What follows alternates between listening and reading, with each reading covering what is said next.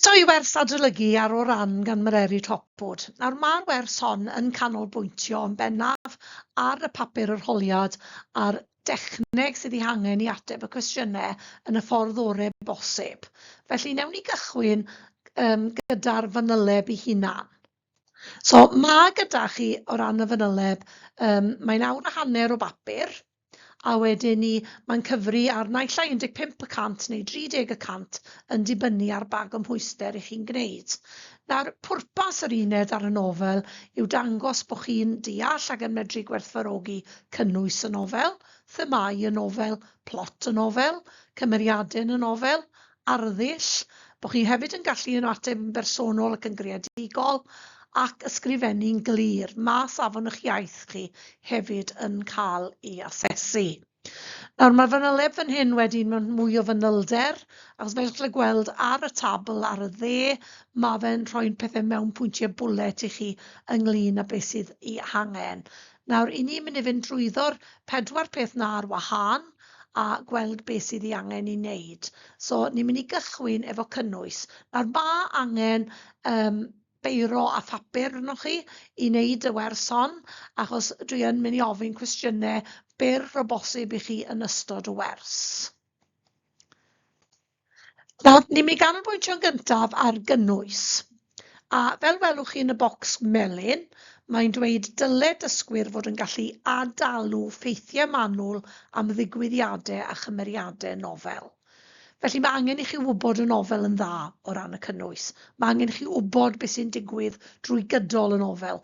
Dydy ddim yn mynd I fod yn ddigon da I chi wybod hanner gyntaf'r nofel, achos chi'n mynd I allu cael cwestiynau ar yr holl nofel yn amlwg.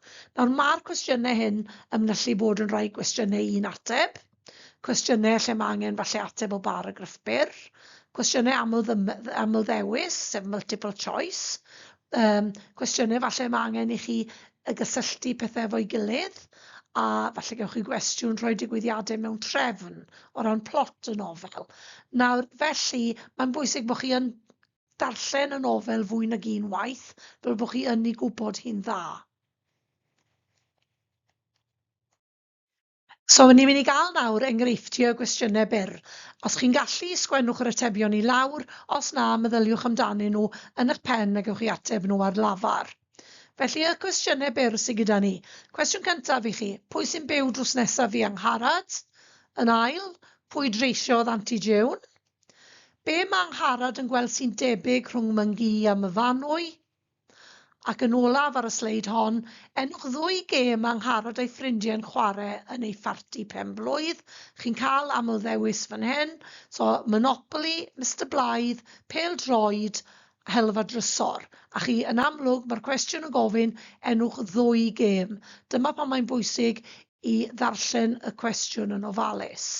Nawr gobeithio'ch bod chi wedi ateb rheina a ewn ni felly I gael yr atebion. Yr atebion dyn ni fan hyn. Pwy sy'n byw drws nesaf I Angharad? Gobeithio bod chi wedi nodi Yvonne. Pwy dreisiodd TGAU? Morris Hopkins. Be mae Angharad yn gweld sy'n debyg rhwng Myngu a Myfanwy? Y croen gwddwg a croen y bola. Maen nhw'n gweld yn rhychiog a mae'n deud hynna pan mae'n edrych ar Myfanwy. A'r 2 gêm Angharad a'i ffrindiau'n chwarae yn ei pharti pen-blwydd ydy Mr Blythe a Helfa drysor. A da iawn chi os lwyddwch chi gael rheina gyd yn gywir. Symudwn ni mlaen at fwy o gwestiynau byr. Cwestiwn cyntaf nawr tren, rhowch y digwyddiadau hyn mewn trefn o ran pryd maen nhw'n digwydd yn y nofel. Hugh Hughes yn dal llaw Angharad. Angharad yn helpu Alun a Geoffrey yn yr ysgol. Angharad yn cael crwban. Angharad yn mynd ar y bus i'r dre gydag TGAU. Mae angen rhoi reina mewn trefn 1 I 4, beth sy'n gyntaf, ail, trydydd a phedwerydd. Hwn falle'n gwestiwn anoddach, ond chi'n gallu cael cwestiwn dyfyniad. Un o binaclau gyrfa Ifan Gwyn. Disgrifiad o ba ddigwyddiad yw hwnna. A wedyn, pam ddath Hugh Hughes i'r tŷ gyda Angharad? Symudwn ni ymlaen at yr atebion. Y digwyddiadau mewn trefn o ran pryd maen nhw'n digwydd. Angharad sy'n cael crwban gyntaf. Angharad yn helpu Alun a Geoffrey gyda'i mathemateg yn yr ysgol. Angharad yn mynd ar y bus i'r dre gydag TGAU ac wedyn Hughes yn dal llaw Angharad. Un o binaclau gyrfa Ifan Gwyn, disgrifiad o ba ddigwyddiad, wel Eisteddfod Genedlaethol Caerdydd 1978, pan nath e berfformio mewn cyngerdd yna. A pam ddath Hughes i'r tŷ gyda Angharad? Wel, oedd wedi anghofio ei allweddu a oedd e methu mynd adref. Nawr, gobeithio bod chi wedi cael sawl un o'r cwestiynau hynna'n gywir, a gallech chi hefyd yn amlwg gael cwestiwn lle bydd angen mwy o wybodaeth bod chi'n sgwennu paragraff. Myndwn ni nawr te ymlaen at themau, a be dwi eisiau chi wneud nawr ydy nodi pa themau i chi meddwl sydd yn y nofel. A mae nifer ohonyn nhw, jyst nodwch nhw lawr, neu meddyliwch amdanyn nhw, a rhoi ychydig ryw 10 eiliad i chi wneud hyn.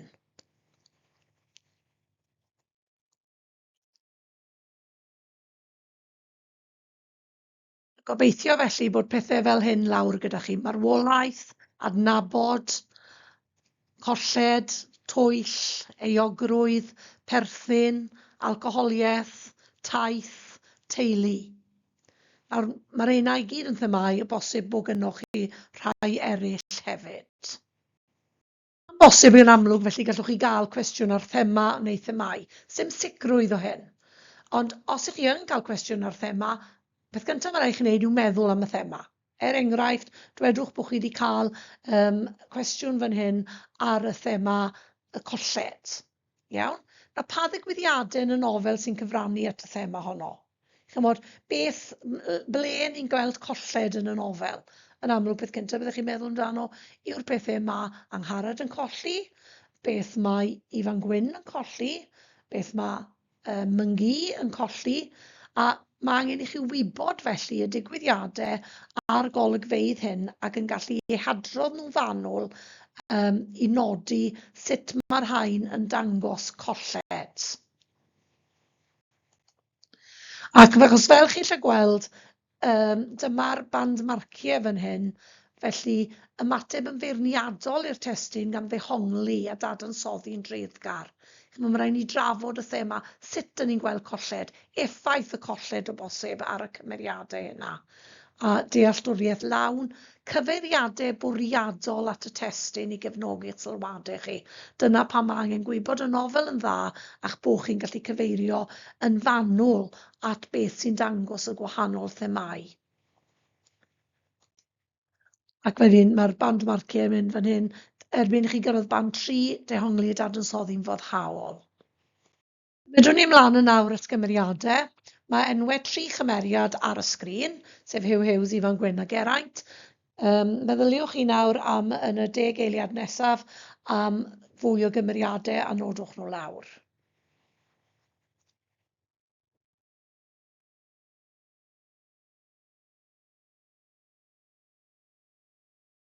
A gobeithio bod gynnwch chi felly gymeriadau fel Maurice Hopkins, Mair, Elena, Yvonne, Myngu, Angharad, TGAU a Alun a Jeffrey. Yn union fel nodron ni gyda'r themau, gallech chi gael cwestiwn ar gymeriad, cymeriadau, perthynas cymeriadau ei gilydd. Mae fe allech chi gael cwestiwn ar thema a chymeriadau. Dyn a gwyr beth sydd ar y papur. Nawr, gyda chymeriadau, beth fyswn ni yn cynghori chi wneud ydy paratoi nodiadau manwl yn bob cymeriad. Felly, taflen i bob cymeriad, enghraifft Ifan Gwyn. A nodwch felly pan soddeiriau neu elfennau a gweddau sy'n ymwneud ag Ifan Gwyn ac wedyn rhowch enghreifftiau sy'n profi hynna i chi. Nawr, gallai rai pobl ddeud bod Ifan Gwyn yn hunanol. Nawr, sut mae fe'n hunanol? Oherwydd mae weithiau yn rhoi waith yn amlwg cyn Angharad, nodi'r enghreifftiau, y cyngherddau mae'n mynd iddo, ac yn y blaen ac yn y blaen. Mae angen i chi eto ddangos eich gwybodaeth fanwl chi o'r nofel, a gnewch hyn gyda phob cymeriad. Meddyliwch wedyn os chi'n cael cwestiwn ar gymeriadau, sut mae'r digwyddiadau hyn yn dangos ochr o gymeriad y person. Sut mae'n dangos bod e'n hunanol. Tystiolaeth enghreifftiau cyson sydd ei hangen. Plot wedyn ni. Mae plot yn golygu sut mae'r nofel wedi cael ei chynllunio. adeiladwaith yn air arall falle gallu cael ei ddewis. Meddyliwch am arwydd y card teitl y nofel, O Ran. A feddylech chi gyda nofel Naratif Hopwood yn amlwg fod yn gwybod o ble mae'r geiriau o ran yn dod. Dechrau'r nofel, ydy yn dda? Pam? Beth sy'n effeithiol? Ydy'r nofel yn datblygu'n effeithiol? Chymod, beth yw'r gwahanol ddigwyddiadau? Sut mae'r golygfeydd digwyddiadau yn cael eu cysylltu?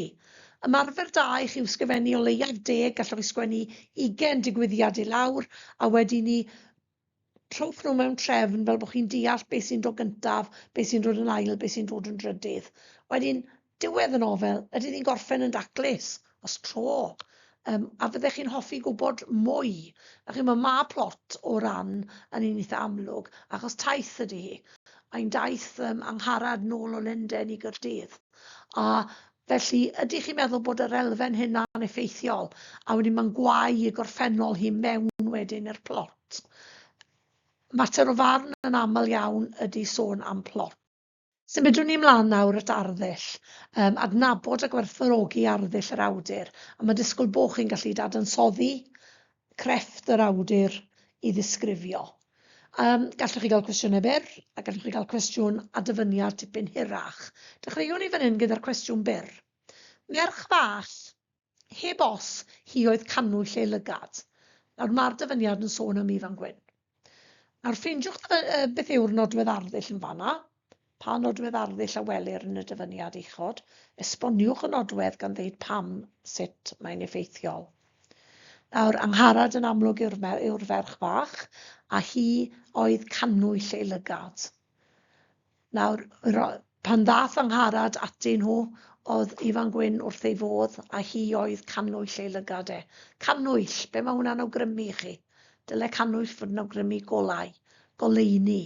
Hi oedd goleuni ei lygad, hi oedd y golau yn ei fywyd. Dadansoddwch hwnna, ddylech chi fod yn gallu rhoi rhyw 2-3 brawddeg am hynna. Wedyn, darn ychydig yn hirach, nawr dyw'r darn hyn sydd ar eich sgrin chi ddim yn un hir, ond dwi wedi uwcholeuo, so beth gyntaf ddylech chi wneud yw tanlinellu'n uwcholeuo. Roeddwn i'n gyfarwydd â synnau tawelwch y tŷ. Pa rhys fyddai'n gwychian, pa un yn crawcian, pa dap fyddai'n dripian, pa ffenest fyddai'n ymateb i gyffyrddiad y gwynt. Ond pan nad oedd neb, dim enaid byw, dim hyd yn oed dad yn crafu ei nodau pensel ar y papur erwydd, roedd y tywyllwch tawel yn troi'n fyddin fyddarol a minnau'n aml yn methu cysgu'n iawn nes clywed allwedd dad yn troi'r clo.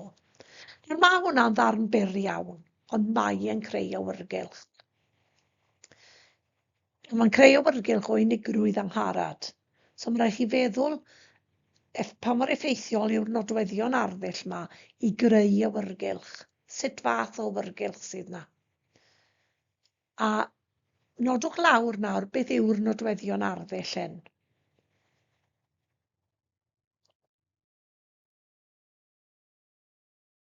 Mae 'na ansoddair yna, mae 'na restru yna, mae 'na ailadrodd yna, mae 'na drosiad yna. So'r rhestru sydd gyda chi yn amlwg yw rhestru synnau tawelwch y tŷ. Rhestru'r grys, tap, ffenest. A chi'n gweld effaith hwnna. Mae'r ailadrodd y pa rhys, pa un, pa dap, pa ffenest. Mae hwnna jyst yn pwysleisio mewn ffordd ac yn cyfrannu at yr awyrgylch i raddau o unigrwydd o bosib o bryder sydd yn angharad.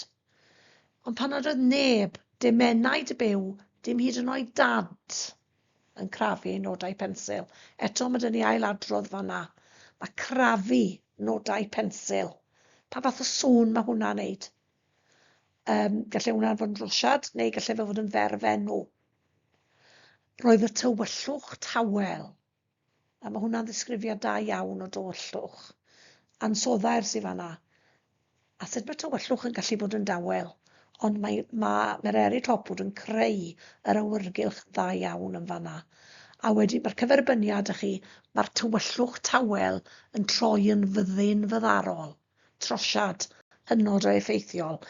Sgynnon ni ddim o'r amser I fi mewn manylder i'r holl nodweddion arddull yma, ond fydde angen I chi esbonio a thrafod pa mor effeithiol yw'r nodweddion a sut maen nhw'n cyfrannu at wahanol awyrgylch. Gweld o ran y cynllun marcio, dehongliad eiddfed sydd ar y frig y band, dehongliad boddhaol, dehongliad syml. Ac wedyn mae yna fwy yn fanna. Symudwn ni ymlaen nawr te at cyflwyno mateb personol a chreadigol. Mae'n siŵr gallwch chi gael cwestiwn fel ysgrifennu dyddiadur neu ymson cymeriad neu lythyr gan gymeriad a nifer o bosibiliadau yn y nofel o ran. Enghraifft eitha syml yw ysgrifennwch ddyddiadur angharad y noson yn dilyn Huw Hughes yn dod gyda hi wrth hi. So mae rhaid I ni sydd nawr feddwl am y digwyddiad. Beth sy'n digwydd y dydd na? Maen nhw'n mynd i'r ysgol, a wedyn ni maen nhw'n cael eu hel adre, a mae Huw Hughes yn dod gyda hi wrth hi, a wedyn beth sy'n digwydd yn y tŷ. So'r ddau beth pwysig yw, mae rhaid I chi gyfeirio at ddigwyddiadau perthnasol o'r nofel, ond mae rhaid chi hefyd gyfleu teimladau'r cymeriad a mateb y cymeriad i'r digwyddiadau. Nawr angharad I chi. Dyddiadur angharad yw. Sut bydde angharad yn teimlo? Nawr dyma rai enghreifftiau. Meddyliwch chi nawr sut bydde angharad yn teimlo. Nawr bydde cywilydd arni. Bydde hi'n embaras llwyr oherwydd beth mae thad I'n wneud. Mae thad I'n dod allan gyda potel o win a wedyn ni mae fe'n siarad efo Huw. Nawr mae hi methu credu bod ei thad I'n gwneud yn iddi hi. Achos mae hi'n hoff iawn o Huw. Mae'n hapus iawn a bodlon bod Huw Hughes a diddordeb ynddi. Mae hwnna'n elfen gyferbyniol i'r cywilydd embaras. Mae'n hapus iawn â hynna, ond mae'n poeni ac yn bryderus iawn ynglyn â beth sy'n mynd I ddigwydd nesaf, o ran hi a Huw, o ran hi a'i thad, o ran ei thad. Mae rhaid ni feddwl am angharad fan hyn I sefyllfa hi. Ac wedyn ni, mae'n ama ei hun. Drwy'r nofel mae angharad yn ama ei hun. Mae'n gweld bai arni hi ei hun am wahanol ddigwyddiadau. A bosib byddwn ni'n disgwyl cael yr hunan amheuaeth na yn dod mas yn y dyddiadur yma. Mae mwyaf creadigol ewch chi fan hyn, gorau fydd hi. Fel chi'n gallu gweld fan hyn, dehongli y cymeriad yn dreiddgar. Dechrau dehongli y cymeriad yn dda. Bo chi'n nabod y cymeriad. A cyfeiriadau bwriadol at y testun, bo chi'n cyfeirio eto at ddigwyddiadau yn y testun. A mae'r mwy... Nawr, yr elfen ola sy'n cael ei asesu yw y safon eich ysgrifennu chi. Fe fydd yn cael ei farcio a'i asesu mewn nifer o'r cwestiynau, dim ym mhob un, falle bydd yn nodi fe yn y cwestiynau ar y degau. Bosib gallwch chi gael un cwestiwn sydd yn canolbwyntio ar roi marciau iaith. Enghraifft yn y papur enghreifftiol, y cwestiwn sy'n na yw, yn eich barn chi wrth feddwl am Ifan Gwyn ar ddiwedd y nofel, a oedd e'n gywir I gadw'r gwir oddi wrth angharad am ei theulu, rhowch resymau I gefnogi eich ateb. Nawr, barn ydy hwn, does dim angen llawer iawn o wybodaeth, yn amlwg gallwch chi gyfeirio at rai pethau chi'n meddwl sydd wedi effeithio angharad, ond fel welwch chi yn y cynllun marcio, ymateb yn synhwyrol gyda resymau pendant dros fynegu barn bersonol a gallu cyfeirio'n benodol at y testun, iaith gywir. Felly mae'r iaith yn gyffredinol yn cael ei asesu. A dyna ni felly, mae hwnna'n rhyw fath o grynodeb byr I chi o beth I feddwl amdano wrth bod chi'n mynd ati I adolygu ar gyfer yr arholiad hwn. Pob lwc I chi yn yr arholiad, gobeithio eith pob dim yn iawn gyda chi. Nawr mae yna gwiz byr I gael I chi ar o ran, beth am geisio gwneud hwnna hefyd.